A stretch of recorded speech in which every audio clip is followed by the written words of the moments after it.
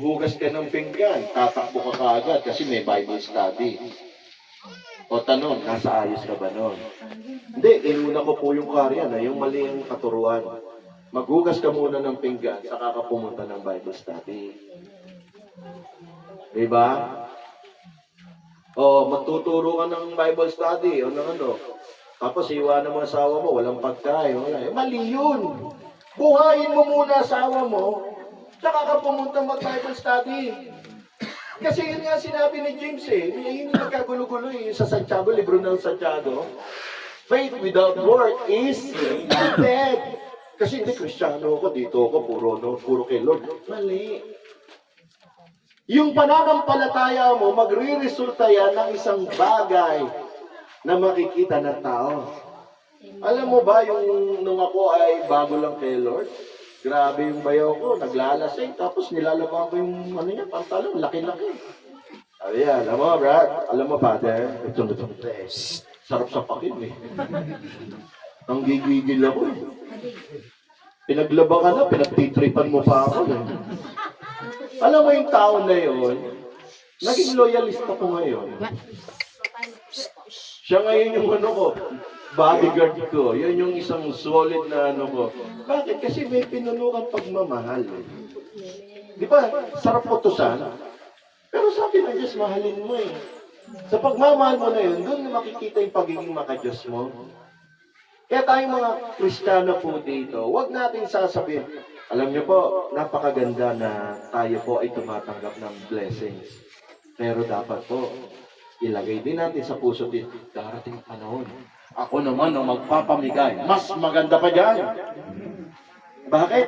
Kasi tinuruan nila na kita ko nagbibigay ang church na ito. Ito ang sinabi ng Bible at gusto ko ginagawa nila, hihigitan ko pa. Para mapatunayan, yung ginagawa nila ay talaga sa Diyos. Pansinin niyo po. Buksan niyo mga kamay niyo. Hindi ko sinabing isampal yung sa katabi niyo. Ganyan lahat. Ganyan. Yan. Sarado niyo munang ganun. Yan. Kung ako magbubuhos ng blessing, marami ba kayong makukuha? Wala. Kunti na lang. Bukas sa mga kamay. Pag ako magbubuhos ng blessing, marami bang makukuha? Yes. Kaya sinabi ng Bible, mas mapalad ang nagbibigay kaysa tumatanggap. Napansin ko po yan Pansinin niyo. Sa mga magulang kapatid natin, pansinin mo, yung mga magulang o yung mga kapatid mo na lagi hingi sa'yo, tumandag, humihingi pa rin. Napansin mo ba? Pero pansinin mo, ikaw na laging nagbibigay, gumagawa na para mapagbigay, hindi mo napapansin, ikaw yan yung mayaman, gumaganda buhay. Alam mo bakit? Kasi sa gusto mo magbigay, nakakaisip ka ng paraan para makagawa ng bagay, para may bigay. Minsan, kinausap ko yung tatay ko, sa nanay ko, nung nabubuhay pa sila. Mga pagkalipas ng mga 6 hanggang 10 taon, namatay na sila. Kinausap ko sila sa sasakyan. Sabi ko, Nay, Tay, may sasabihin po ako sa inyo. Huwag po kayo magagalit. Tatay ko na-stroke. Ganyan pa yung stroke. Kaya pag naglalakad, tatawa-tawa yung mga, di ba naman mga teacher, tawa-tawa. Nung dinala ko, ay, totoo po pala. Ginanong ko. Stroke Nakuha niya sa kakatong 8. Dito sa gagamba naman sa susunod. Ang sabi ko, hindi po ba tay, Nay? Sabi ko, Tay, Nay. Huwag kayong magagalit Pag namatay po kayo, hindi ako iiyak.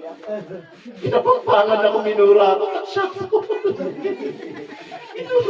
Nagbalak na lang kami nangyari. At itapo po kami sa kanal. Sabi ko, ganito yan, Nay, Tay. Kasi kapag patay na kayo, kahit anong iyak ko, kahit anong yakap ko, di mo na mararamdaman yung init ng halik ko. Init ng yakap ko. Kaya, di mo na maririnig yung mahal na mahal kita. Kaya na, Tay, gusto ko sabihin sa'yo, mahal na mahal kita. Kaya nanay, tatay ko, di nila malilimutan Ginaya pa ako ng kuya kong yung sinundan ni Kuya Jack. Kapag dumarating ako nanay ko, halikan ko dito. Be-bless ako. Taas no. Yan. Kiss. Tapos pati sa likod, yung likod pa, meron pa akong pang pinali. Ganun. Hanggang sa nakamatayan nila, gano'n. Minsan ginaya ng kuya ko, sumunod. Tagalit na. Sabi ko, kuya, wala kasi gumagay. Hindi, mali naman. Di ba, kailangan ko nagalit. Sabi ko, kaya gano'n, sabi ko, ibigay mo yung pagmamahal. Eh, patay na yan eh. Ano pa maano mo? Diba? Dapat habang buhay. Kaya tayo mga Kristiyano, dapat po lumagay tayo sa ayos kasi ang Diyos ay nasa ayos. At subukan nyo. Alam nyo ba, ito, natutuloy ko lang. Ang kuya ko, nagtrabaho ako sa kanya. Kinuha niya ako na Ecija para magtrabaho sa Manila. Tapos umalis ako sa kanila na isang taon dahil sa partner niya. Nung umalis ako, inalukan na naman ako trabaho, ayaw ko tantanan. Ang sweldo ko sa kanya, 10,000. Sabi niya, dito magtayo ka review center, bibigay ko sa sweldo, 18,000. 10,000 sweldo mo, 4,000 sa bahay, 4,000 para sa pagkain. Magkano lahat? 18. Nung nandun na ako sa Cebu, dahil hindi ako seaman, nagkagulo-gulo, kasi nga, syempre, masipag ka. Minsan, kung sino yung masipag, kung sino yun ang laging nakakontrobersya eh. Tama ba? Kung sino yung siya lagi yung pinagchichismisan. Kasalanan ko ba kung magandang lalaki ako ng panahon na yun? Yun. Ay, hindi. Dahil hindi ako seaman, magaling yung seaman, Bisaya.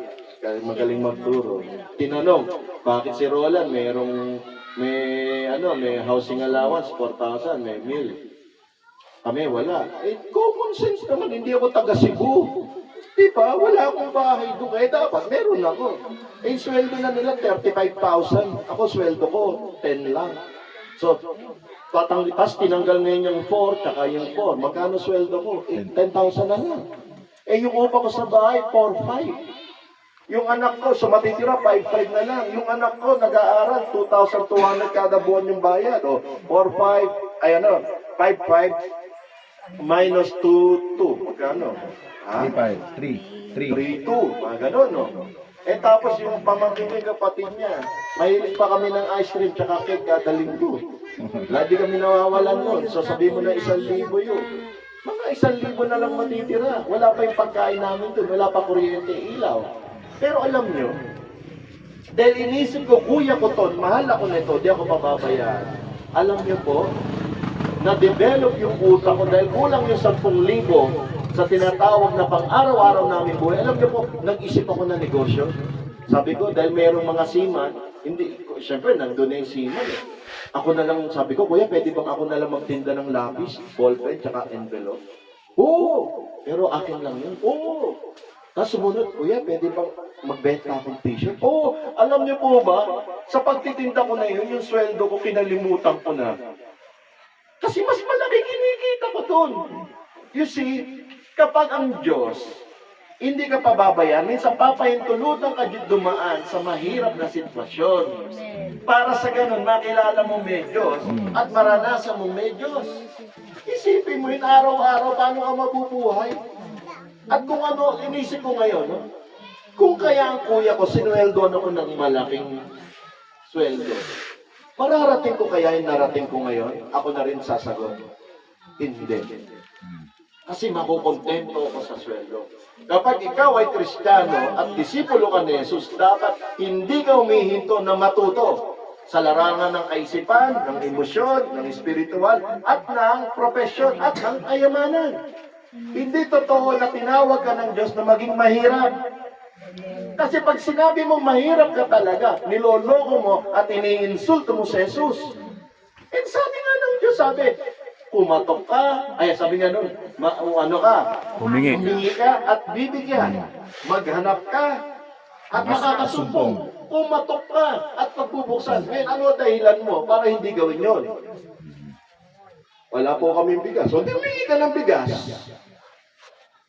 Kung ayaw mo ng bigas, humingi ka ng lupain. At hindi ng bigas hingin mo, humingi ka ng pera pantanim ng palay. At magugulat ka, yung mga bagay na yun. Dumadam, hindi mo napapansin. Ako di ko napansin eh. Ang napansin ko lang, medyo nakakalbo ako, pero sumaya naman ako. Nandiyan pa ba kayo? Amen! Amen. Di ba? Kapag ikaw ay disipulo, estudyante ka, anong gagawin ni Jesus sa'yo? Sasabihin niya, humingi ka. So dapat mag-pray ka. Ngayon magtatanong ka, kalooban ba ng Diyos ang ginagawa mo? O paano mo malalaman kung kalooban ng Diyos? Magbasa ka ng Biblia. At pangatlo, ang Diyos mangungusap sa puso mo, sa panaginip. Ako kasi kapag ang Diyos nangusap sa akin, sa puso. Halimbawa, mayroong bagay na sinabi, bilhin yan.